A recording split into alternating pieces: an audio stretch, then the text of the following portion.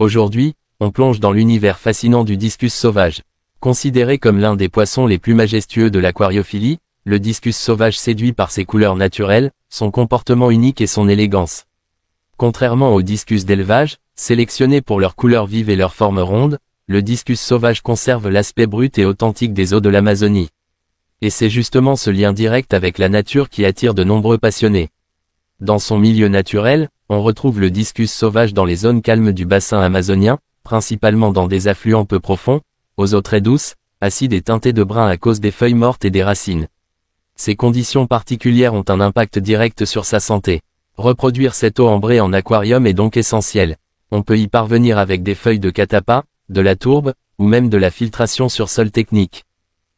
Le pH idéal se situe entre 5,5 et 6,5, la température entre 28 et 30 degrés Celsius, et la conductivité doit rester très basse.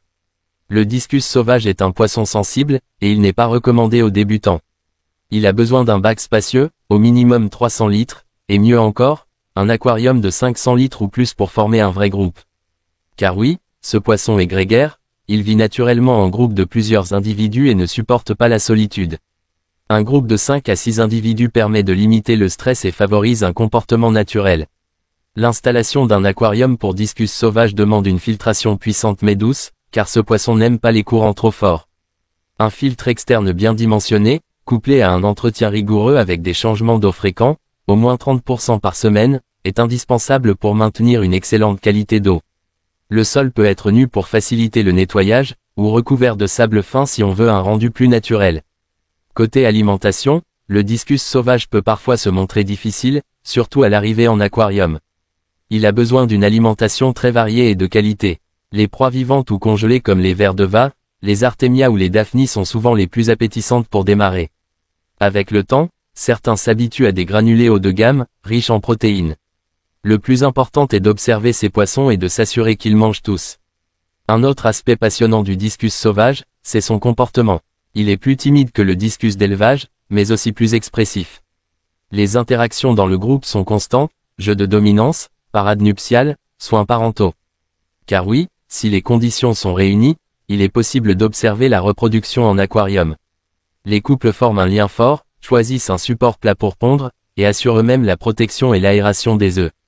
Une particularité incroyable chez le discus, les alevins se nourrissent d'un mucus nutritif sécrété par les flancs des parents les premiers jours. Mais pour observer ce comportement, il faut une stabilité quasi parfaite de l'environnement. Le discus est un poisson qui ne pardonne pas les erreurs, variations brutales de température, pH instable, stress dû à des cohabitants agités, ou mauvaise acclimatation peuvent entraîner rapidement des maladies. Justement, l'acclimatation est une étape cruciale. Le discus sauvage, souvent importé directement depuis l'Amazonie, est très sensible aux changements. Il faut une acclimatation progressive, parfois étalée sur plusieurs heures, avec une attention particulière portée à la température et aux paramètres de l'eau.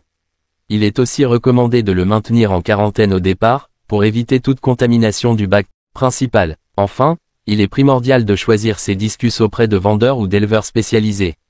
Évitez les achats impulsifs ou dans des animaleries qui ne maîtrisent pas les conditions de maintien de cette espèce.